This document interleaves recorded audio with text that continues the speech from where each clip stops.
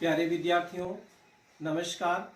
बृहन मुंबई महानगर पालिका शिक्षण विभाग वर्चुअल ट्रेनिंग सेंटर में आप सभी का हार्दिक स्वागत है। आपका वर्चुअल मार्गदर्शक जयप्रकाश आर मिश्रा। चलिए हम सीखने के लिए तैयार हो जाते हैं। आज हम लोग कक्षा 10वीं विषय विज्ञान और प्रौद्योगिकी भाग 1, जिसको हम साइंस एंड टेक्नोलॉजी पार्ट 1 बोलते हैं, आपकी अपनी पाठ्य पुस्तक है science and technology standard 10 part 1। बच्चों, आज हम किसके बारे में सीखेंगे? आज का अपना टॉपिक बहुत ही इंटरेस्टिंग टॉपिक है ऊष्मा, जिसको इंग्लिश में हम हीट बोलते हैं। बच्चों, ठंडा लगता है हमारे शरीर में तो हम क्या करते हैं? लकड़ी जलाते हैं, हीटर जलाते हैं और उससे हमको क्या मिलती है? ऊष्मा मिलती है, जैसा आप चित्र में दिखाई दे रहा है।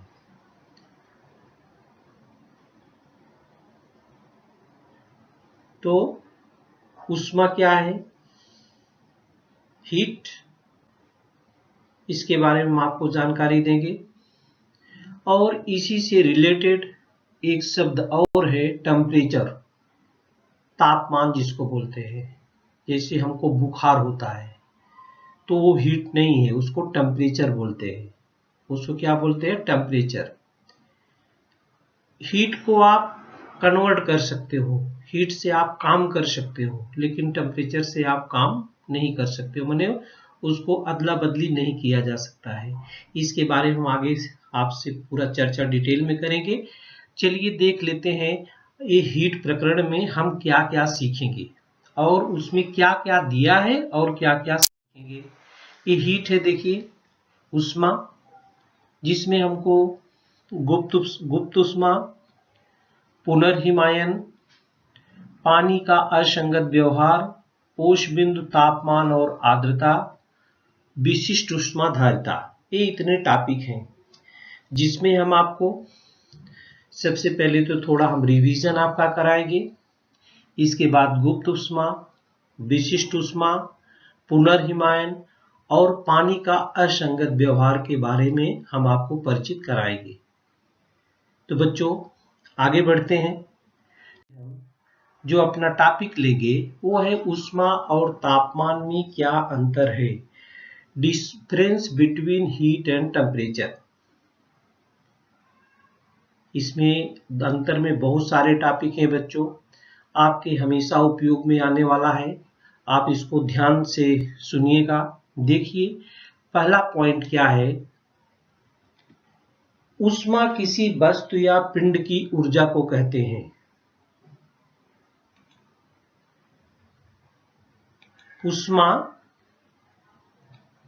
किसी वस्तु या पिंड की ऊर्जा को कहते हैं। और तापमान क्या है? तापमान किसी पिंड की ऊर्जा के मापन को कहते हैं। ऊष्मा किसी वस्तु या पिंड की ऊर्जा जो उसमें है उसको कहते हैं।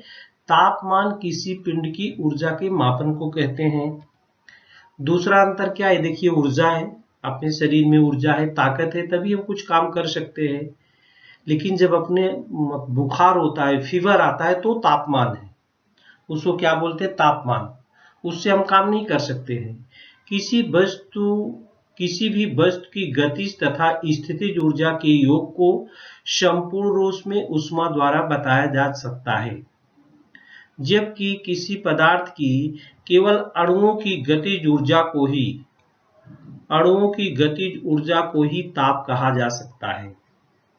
किसी भी वस्तु की गतिज तथा स्थितिज ऊर्जा के योग को संपूर्ण रूप से ऊष्मा द्वारा बताया जा सकता है, जबकि किसी पदार्थ की केवल अणुओं की गतिज ऊर्जा को ही ताप कहा जा सकता है। ये देखिए टेम्परेचर नापने का थर्मामीटर है, इसको बोलते हैं। ऊष्मा का प्रवाह गर्म वस्तु से ठंडी वस्तु की तरफ होता है, और जबकि गर्म वस्तु का ताप गर्म करने पर बढ़ता है तथा ठंडा करने पर कम होता है। ऊष्मा का प्रवाह गर्म वस्तु से ठंडी वस्तु की तरफ होता है, जबकि गर्म वस्तु का ताप गर्म करने पर बढ़ता है और ठंडा करने पर कम होता है। लेकिन ऊष्मा क्या होती है बच्चों? गर्म वस्तु से ठंडी वस्तु की तरफ होती है। अगला चौथा अंतर है वो क्या है बच्चों? ऊष्मा द्वारा कार्य करने की क्षमता होती है। हमने कहा इससे हम कार्य कर सकते हैं।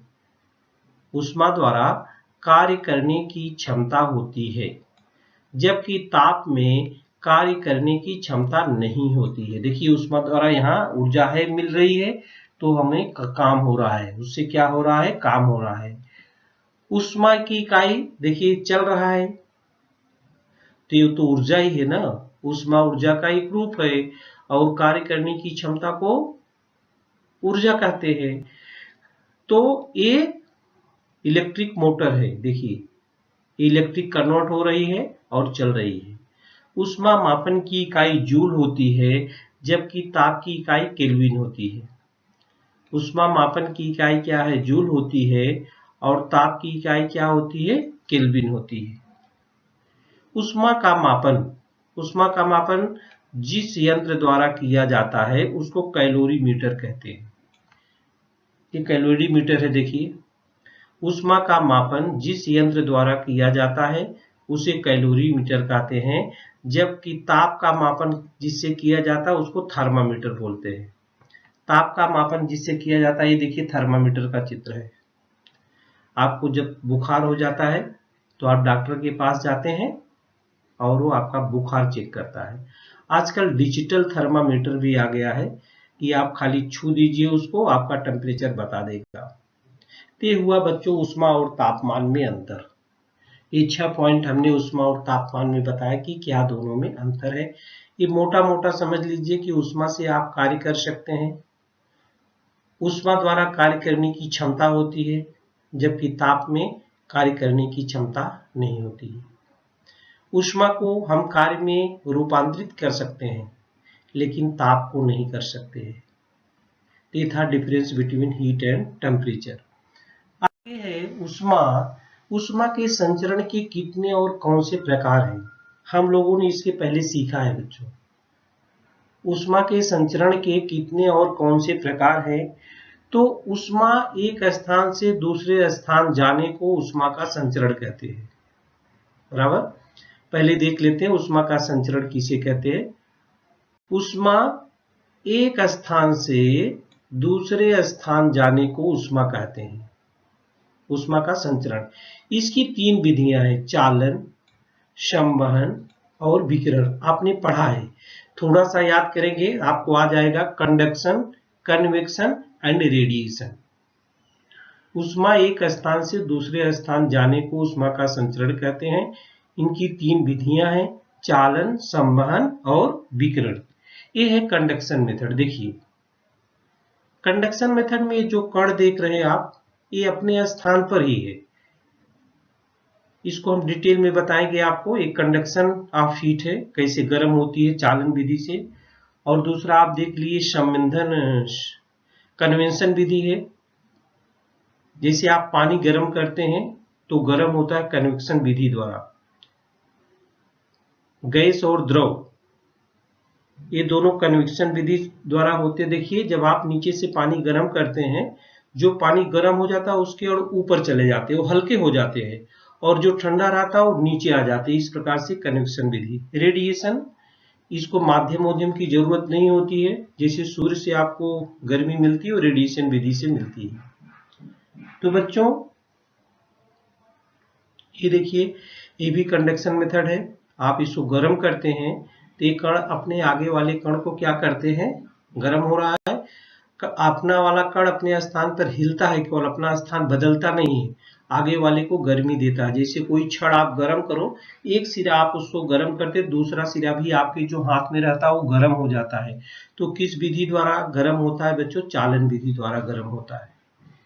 ये देखिए प्रेशर कुकर है या चाय बनाने का बर्तन है, ये डायरेक्ट हीट जो निकलती है और आपके हाथों तक पहुंचती है उसको रेडिएशन बोलते हैं। इसको माध्यम की जरूरत नहीं होती है। ये देखिए, ये जो बताया गया है कन्वेक्शन है, पानी गर्म हो रहा है ना, तो गर्म होकर के इसके कण ऊपर चले जा रहे हैं, हल्के हो जाते हैं। गर्म होने पर उसके कण क्या होते हैं, हल्के हो जाते हैं, उसके अणु गर्मी पाने पर और ऊपर चला जाते हैं। तो पानी का ऊपर जो भारी वाला है वो नीचे आ जाता है। तो इस प्रकार से क्रम चलता रहता है और पूरा पानी गर्म हो जाता है। और ये देखिए बर्तन गर्म है तो धीरे धीरे ये हैंडल भी गर्म हो जाता है। धीरे धीरे क्या होता है, जैसे जैसे पूरा बर्तन गर्म हो जाएगा तो ये पूरा हैंडल भी गर्म हो जाता है। यहाँ जो उदाहरण दिख रहा है उसमें चालन भी है, संवहन भी है और विकिरण भी है। आगे हम चालन, संवहन और विकिरण तीनों का उदाहरण आपको हम बताएंगे। ये देखिए चालन। चालन के द्वारा ऊष्मा पदार्थ में एक स्थान से दूसरे स्थान तक पदार्थ के कणों को अपने स्थान का परिवर्तन किए बिना, देखिए हमने उदाहरण आपको दिखाया था, एक स्थान से दूसरे स्थान तक पदार्थ के अपने स्थान का परिवर्तन किए बिना पहुंचती है। ठोस में ऊष्मा का संचरण चालन विधि द्वारा ही होता है। ठोस तथा पारे में ऊष्मा का संचरण केवल चालन द्वारा होता है। ये उदाहरण है, देखिए यहाँ पर देखिए एक कण, ये एक दूसरे कण को हीट दे रहे हैं। धीरे धीरे धीरे धीरे पूरा भाग क्या हो जाएगा, गर्म हो जाएगा। लेकिन एक कण अपने स्थान से हटने वाले नहीं है। लिखा है चालन विधि में कणों को अपने स्थान का परिवर्तन किए बिना, कणों को अपने स्थान का परिवर्तन किए बिना पहुंचती है जब हीट, तो उसको क्या बोलते हैं, चालन विधि। ये ठोस में होता है।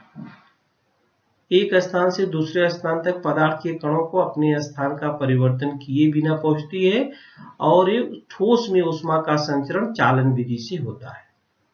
हमने कहा छड़ है, आप आग के पास उसको रख दो, एक सिरे को, दूसरे सिरे को आप पकड़े रहिए।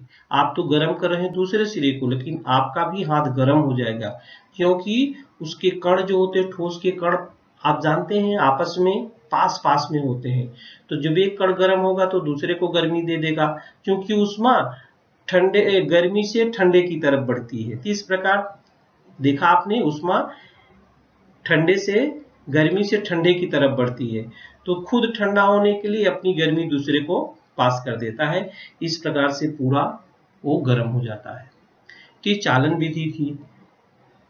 ये देखिए ये भी गर्म किया जा रहा है लैंप से, और धीरे धीरे पूरी राड, देखिए धीरे धीरे पूरी राड क्या हो जा रही है, गर्म हो जा रही है। पूरी राड देखिए गर्मी पहुंचती जा रही है, जैसे हमने अभी आपको उदाहरण द्वारा बताया। अब वो लास्ट मोमेंट तक भी गर्म हो गया, लेकिन इसके कण अपने स्थान से हटते नहीं है। तो पदार्थों का वर्गीकरण जो 3 प्रकार से होता है। चालक, सभी धातु और अम्लीय पदार्थ मानव ये चालक हैं। कुचालक क्या है, लकड़ी है। ऊष्मारोधी क्या है, एबोनाइट है और एस्बेस्टॉस है। तो पदार्थों का वर्गीकरण 3 प्रकार से होता है। चालक में होता है, कुचालक में होता है और ऊष्मारोधी में होता है। दूसरा जो था संवहन। इस विधि में ऊष्मा का संचरण पदार्थ के कणों के स्थानांतरण के द्वारा होता है। पदार्थ के कणों के स्थानांतरण, उनके कण स्थानांतरित हो जाए। जैसे हमने बताया गर्म पानी जब होता है तो नीचे वाले कण जो गर्म हो जाते हैं वो ऊपर जाते हैं हल्के होकर के, और ऊपर वाला जो भारी कण रहता है वो नीचे आता है। तो इसे हम संवहन विधि कहते हैं। संवहन गैस और द्रव दोनों संवहन विधि में आते हैं। इसका हम आपको दिखाते हैं। ये देखिए इसके कण इस प्रकार से घूमते हैं। देखिए जो गर्म हो गया वो ऊपर चला गया, और हरा, जो लाल और हरा 2 चित्र हम दिखा रहे हैं आपको, जो गर्म दोनों तरफ घूमते हैं, एंटी क्लॉकवाइज क्लॉकवाइज दोनों तरफ घूमते हैं। तो जो गर्म हो गया वो ऊपर उठ गया और जो ठंडा था वो नीचे हो गया, क्योंकि गैस के अणु जो होते गर्म होने पर वे हल्के हो जाते हैं। बच्चों गैस के अणु या द्रव के अणु जो भी है वो जब गर्म होते हैं तो हल्के हो जाते हैं, तो हल्के होकर के ऊपर उठते हैं, और जो ऊपर वाले गर्म हैं वो नीचे आते हैं। इसीलिए देखिए आपके घरों में जो खिड़की दरवाजे लगे रहते हैं, दरवाजा नीचे रहता है, खिड़की ऊपर रहती है। तो दरवाजे से ज्यादा बड़ा दरवाजा होता है खिड़की, और रोशनदान ऊपर लगे रहते हैं घरों में। तो हम जब सांस लेते हैं, श्वसन क्रिया करते हैं, ऑक्सीजन भारी होती है, कार्बन डाइऑक्साइड हल्की होती है। हम कार्बन डाइऑक्साइड जब निकालते हैं ना तो ऊपर चली जाती है, रोशनदान से बाहर आ जाती है, और उसका स्थान भरने के लिए ऑक्सीजन अंदर आ जाती है। आई बात समझ में? आगे चलते हैं। ये देखिए ये भी है कण, जो गर्म हो रहे दिख रहे हैं ऊपर चले जा रहे हैं लाल वाले, और जो ठंडे हैं वो नीचे। हरे वाले ठंडे हैं, लाल वालों को हमने गर्म दिखाया है, गर्म होकर के ऊपर जाते हैं हल्के होकर के, और जो वजन वाले हैं वो देखिए नीचे आ रहे हैं। तो इस प्रकार से आप ऊष्मा का संचरण पदार्थों के कणों के स्थानांतरण के द्वारा होता है। आगे ही रेडिएशन, ये देखिए रेडिएशन है सूर्य से हमें। इस विधि में ऊष्मा गर्म वस्तु से ठंडी वस्तु की ओर बिना किसी माध्यम की सहायता के, बिना माध्यम को गर्म किए प्रकाश की चाल से सीधी रेखा में संचरित होता है। ऊष्मा के संचरण के लिए किसी माध्यम की आवश्यकता नहीं होती है। इसके द्वारा ऊष्मा का संचरण निर्वात में भी होता है। पृथ्वी तक सूर्य की ऊष्मा किसके द्वारा पहुंचती है बच्चों? विकिरण के द्वारा पहुंचती है। सूर्य की ऊष्मा जो पृथ्वी तक आते हैं उससे हम लोगों को गर्मी मिलती है, वो किस विधि से पहुंचती है? विकिरण के द्वारा पहुंचती है। किसके द्वारा पहुंचती है बच्चों? विकिरण के द्वारा। ये हमने देखा ऊष्मा और तापमान में अंतर देखा। ऊष्मा के संचरण के कितने और कौन से प्रकार है उसके बारे में देखा। पदार्थों की अवस्था परिवर्तन में पाए जाने वाली गुप्त ऊष्मा, पानी का असंगत व्यवहार, ओश बिंदु तापमान, आर्द्रता, विशिष्ट ऊष्मा धारकता, इन सभी संकल्पनाओं का उपयोग हमारे दैनिक जीवन में होता है। तो बच्चों चलिए हम आपको सबसे पहले लेटेंट हीट बताएंगे और एक कृति करके बताएंगे। आप इस कृति को कर भी सकते हैं, लेटेंट हीट। अब इसमें आप क्या करें, आप कांच का एक बीकर ले लो। एक चित्र में दिखाता हूं, आपकी बुक में बना हुआ है। एक कांच का एक बीकर ले लो। ये कांच का बीकर है। इस बीकर में बर्फ के छोटे छोटे टुकड़े डालो। ये देखो बर्फ के टुकड़े हैं, बराबर। और इसमें बर्फ के टुकड़े में बीकर में तापमापी लगा दो। ये देखो तापमापी लगा दिया। अब आप जो बर्नर है, इस बर्नर को आप जला दो। बर्नर को क्या करो, आप जला दो। अब आप तापमापी से तापमान इसका नापिए। जब तक बच्चों आप देखेंगे कि तापमान इसका, आप तो गर्म कर रहे हैं लेकिन वो जो बर्फ है उसके टुकड़े गल रहे हैं। जो आप ऊष्मा दे रहे हैं ना, उससे होता क्या है, उससे बर्फ का टुकड़ा पिघल रहा है। और जब तक सभी बर्फ के टुकड़ों को पानी नहीं बन जाता है, तब तक इस मिश्रण का जो तापमान रहेगा ना, वो 0 डिग्री सेंटीग्रेड ही रहता है। जब सारे टुकड़े बच्चों गल जाएंगे, जब सारे टुकड़े क्या हो जाएंगे, गल जाएंगे, जब पूरा का पूरा पानी बन जाएगा, तब आपको तापमान दिखेगा। नहीं तो तापमापी में तापमान आप देख नहीं सकते हैं। तापमान में होने वाला परिवर्तन तब तक नहीं दिखेगा, आप उसको गर्मी देते रहिए, हीट करते रहिए, जब तक कि बर्फ के सभी छोटे कण पानी के रूप में नहीं हो जाते हैं। जब तक, देखिए यहां पर लिखा है हमने कि सुनने में आप भूल जाएंगे, लेकिन लिखा हुआ देखेंगे कि जब तक सभी बर्फ के टुकड़ों का पानी नहीं होता, तब तक मिश्रण का जो तापमान है वो 0 डिग्री सेंटीग्रेड ही रहता है। वो 0 डिग्री सेंटीग्रेड ही रहता है। बर्फ का संपूर्ण पानी होने पर ऊष्मा देना जारी रखेंगे तो पानी के तापमान में वृद्धि होती है। और आप सभी जानते हैं कि पानी का तापमान 100 डिग्री सेंटीग्रेड तक ही जाता है, उसके ऊपर नहीं जाता। तो आपने कभी सोचा बच्चों कि पानी का तापमान 100 डिग्री सेंटीग्रेड ही क्यों नहीं जाता, 101, 102, 103 क्यों नहीं होता है? तो होता क्या है इसमें, जब 100 डिग्री सेंटीग्रेड पर तापमान पर पानी हो जाएगा ना, तो वहीं से वह जितना भी आप हीट देते जाएंगे वो तापमान नहीं बढ़ेगा, वो ऊष्मा में बदलता जाएगा, वाष्प में बदल जाएगा। इस तापमान पर पानी का रूपांतरण वाष्प में अधिक मात्रा में होता है 100 डिग्री सेंटीग्रेड तापमान पर। और संपूर्ण पानी का वाष्प में रूपांतरण होते समय पानी का तापमान 100 डिग्री सेंटीग्रेड ही स्थिर रहता है। बच्चों ये ध्यान देना, पानी का तापमान कितना भी आप उसको गर्म करेंगे 100 अंश सेल्सियस ही रहता है। आप पानी को कितना भी गर्म कर डालो लेकिन उसका तापमान 100 डिग्री सेंटीग्रेड पर आता है, और 100 डिग्री सेंटीग्रेड तापमान पहुंचने पर भी वह वाष्प में बदलता जाता है। किस में बदलता जाता है? वाष्प को बदलता जाता है। एक हम ग्राफ के द्वारा आपको दिखाएंगे। ये देखिए, यहां पर 0 डिग्री सेंटीग्रेड तापमान है। जब तक कि क्या हुआ, पूरा का पूरा बर्फ पानी में नहीं बदल जाएगा, तब तक आपको कोई परिवर्तन, यहां से यहां तक देखिए, यहां से यहां तक कोई परिवर्तन नहीं दिखाई दिया। इसके बाद जब आप पानी को गर्म करते हैं, जब आप पानी को गर्म करते हैं तो यहां से तापमान बढ़ता है, और तापमान कहां पहुंचता है बच्चों? 100 डिग्री सेंटीग्रेड पर। और बॉइलिंग पॉइंट इसका 100 डिग्री सेंटीग्रेड जैसे ही होता है, पानी किस में बदलने लगता है? ये देखिए, वाष्प दिखाई गई है, पानी वाष्प में बदलने लगता है। और जब तक आप पानी का तापमान 100, देखिए दिख रहा है, जब तक पानी का तापमान 100 डिग्री सेंटीग्रेड पर आप गर्म करते रहेंगे, वो वाष्प में बदलता जाएगा। वाष्प में क्या हो जाएगा? बदलता जाएगा। तो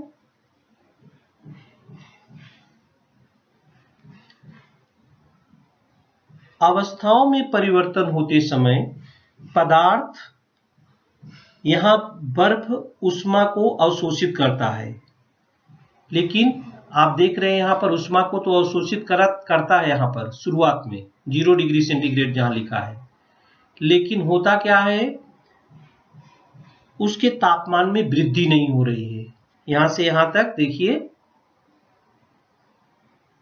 यहां से यहां तक तापमान में वृद्धि नहीं हो रही है, लेकिन तापमान कहां गया बच्चों?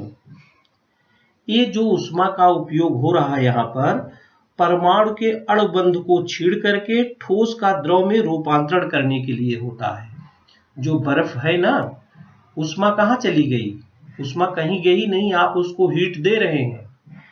तो जो परमाणु है, अणु के बंध को छीड़ करके उस ठोस को द्रव में रूपांतरण करने के लिए हो रहा है। बर्फ के टुकड़े को गला रही है ऊष्मा, और तब उसको पानी में मिला रही है, वही अवशोषित कर ले रही ऊष्मा, इसलिए तापमापी में कुछ भी ऊष्मा दिखती नहीं है।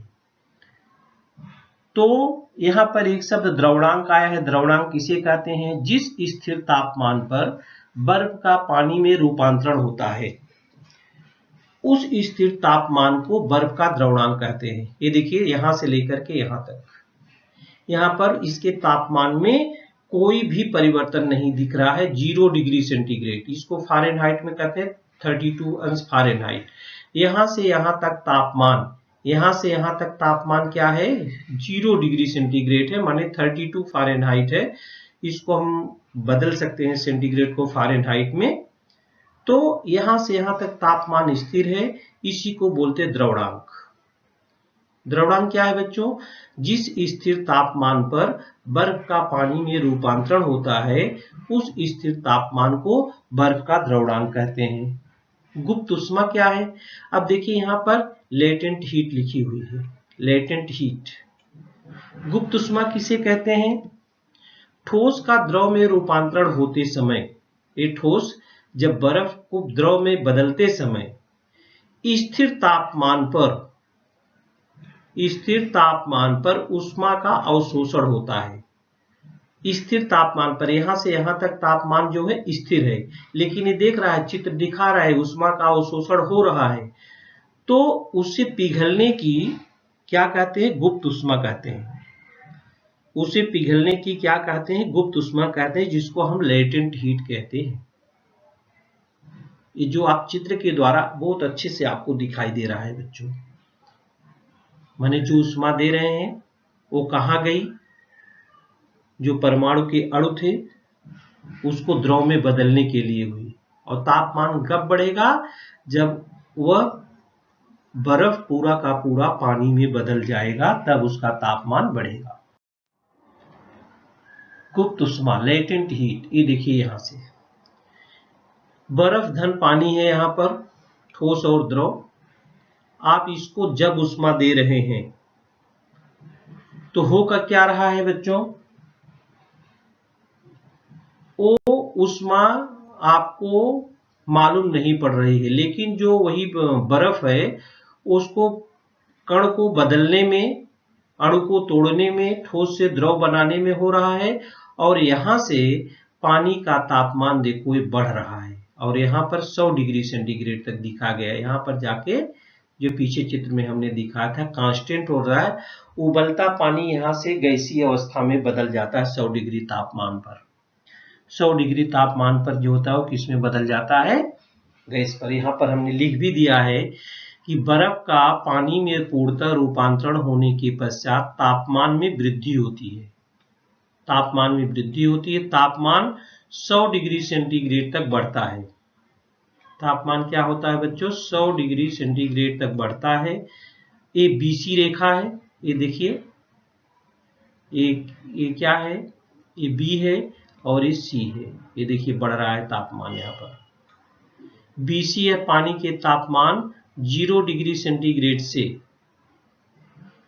0 डिग्री सेंटीग्रेड से 100 डिग्री सेंटीग्रेड की वृद्धि दर्शाता है। उसके बाद उष्मा देकर पानी के तापमान में वृद्धि नहीं होती है। इस तापमान पर संशोधित संपूर्ण उष्मा को द्रवों के बीच के अणु बंध तोड़ने के लिए और द्रव का गैस में रूपांतरण करने के लिए उपयोग होता है। द्रव का रूपांतरण गैस में होते समय उष्मा अवशोषित होती है, परंतु उसके तापमान में वृद्धि नहीं होती। क्वथनांक किसे कहते हैं, जिस स्थिर तापमान पर द्रव का रूपांतरण वायु में होता है उसे पदार्थ का क्वथनांक कहते हैं। उसे पदार्थ का क्या कहते हैं, क्वथनांक। इकाई द्रव्यमान के ठोस पदार्थों का द्रव में पूर्णतः स्थानांतरण होते समय स्थिर तापमान पर जिस उष्मा का अवशोषण होता है, ऐसी उष्मा को पिघलने की हम विशिष्ट गुप्त उष्मा, specific latent heat of melting कहते हैं। और वाष्प की विशिष्ट गुप्त उष्मा किसे कहते हैं, इकाई द्रव्यमानों के द्रव पदार्थ का गैसीय पदार्थों में पूर्णतः रूपांतरण होते समय स्थिर तापमान पर जो उष्मा द्रव द्वारा अवशोषित की जाती है, उस उष्मा को वाष्प की विशिष्ट गुप्त उष्मा कहते हैं। Specific latent heat of vaporisation, वाष्प की विशिष्ट गुप्त उष्मा। एक पिघलने की विशिष्ट गुप्त उष्मा है और एक वाष्प की विशिष्ट गुप्त उष्मा है। ये दो प्रकार की गुप्त उष्मा की परिभाषा है, इसको आप याद रखेंगे। द्रवणांक और क्वथनांक बच्चों सबका अलग अलग होता है। पानी है, बर्फ है, तांबा है, इथाइल अल्कोहल है, सोना है, चांदी है, शीशा है। एक चार्ट हमने दिया है, इसमें आप सबका द्रवणांक देख सकते हैं, क्वथनांक देख सकते हैं, पिघलने की विशिष्ट गुप्त उष्मा देख सकते हैं और वाष्प की विशिष्ट गुप्त उष्मा देख सकते हैं। तो अभी पीछे हमने द्रवणांक पढ़ाया, क्वथनांक पढ़ाया, पिघलने की विशिष्ट गुप्त उष्मा देखा और वाष्प की विशिष्ट गुप्त उष्मा देखा। तो इसके आधार पर आप चार्ट दिया गया है, इसको अच्छी तरह से आप पढ़ेंगे तो आपकी कितना द्रवणांक है किस पदार्थ का, कितना क्वथनांक है, आपको अच्छी तरह से आ जाएगा। एक आगे शब्द है पुनर्हिमायन। पुनर्हिमायन बच्चों आपने गोला खाया है, ठेले पर गोला बिकता है।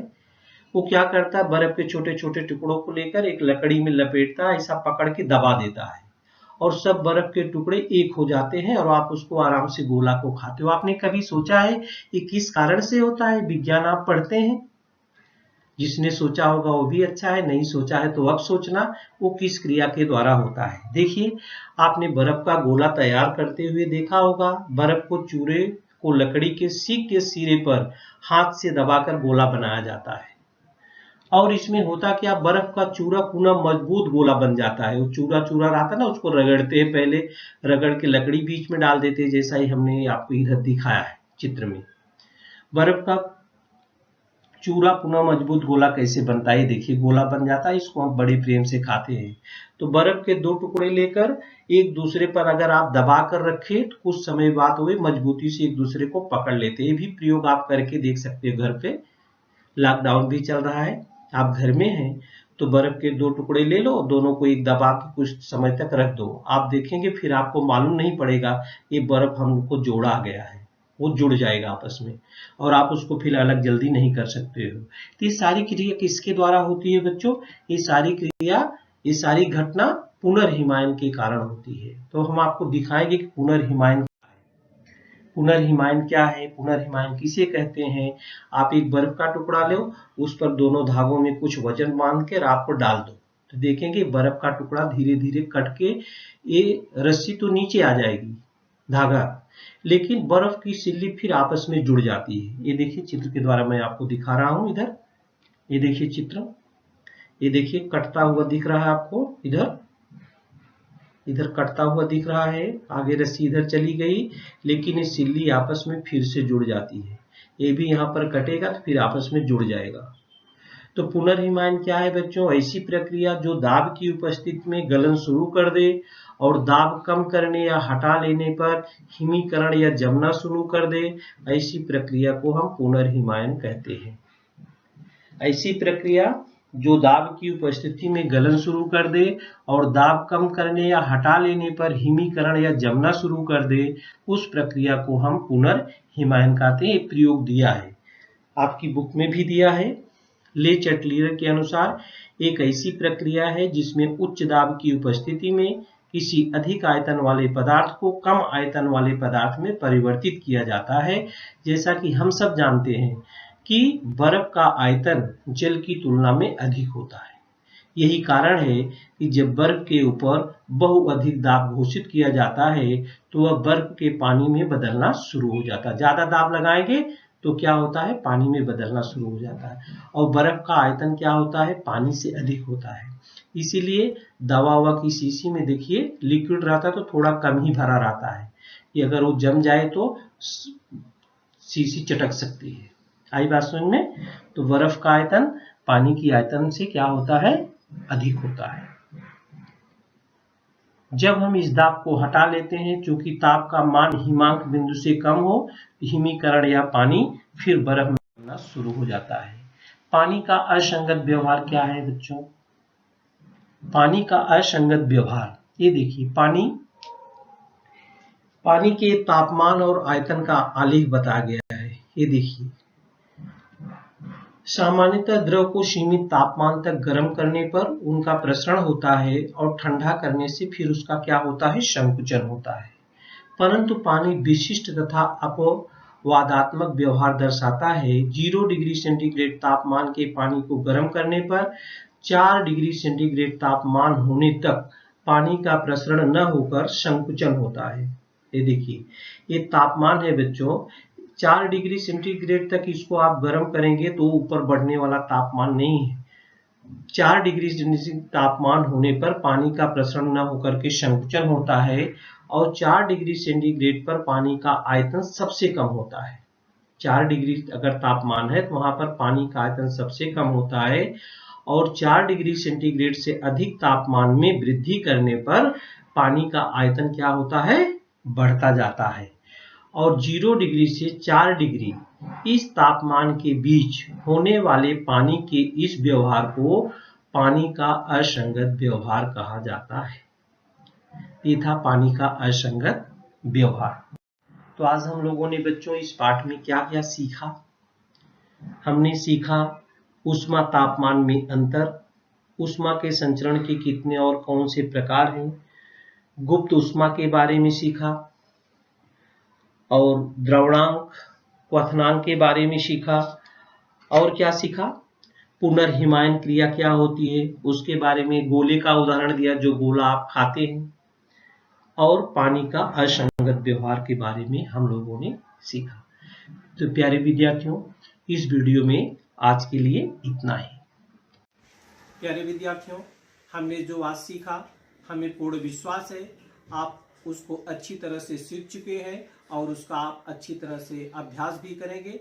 आज के लिए इतना ही। धन्यवाद।